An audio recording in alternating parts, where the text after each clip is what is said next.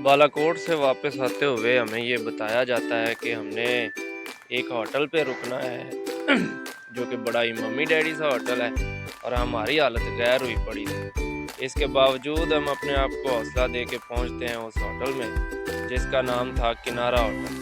तो अपने आप को कैप्चर किए बगैर मेरे दोस्तों की हालत आपको दिखाता हूँ, वो कुछ बेहतर थी।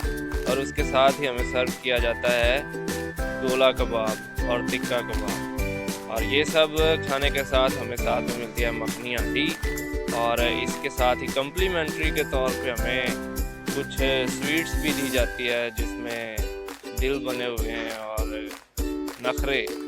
इसके बाद हमें चाय सर्व की जाती है और हम अपने बॉस का शुक्रिया अदा करते हैं जिनकी बदौलत हमें ये खाना खाने को मिला, और उसके बाद हम वापसी का सफ़र शुरू करते हैं। इस व्लॉग की आखिरी वीडियो जो है वो 2 दिन में आप तक पहुंच जाएगी, तो सब्सक्राइब कीजिएगा और लाइक कीजिएगा। अल्लाह हाफिज़।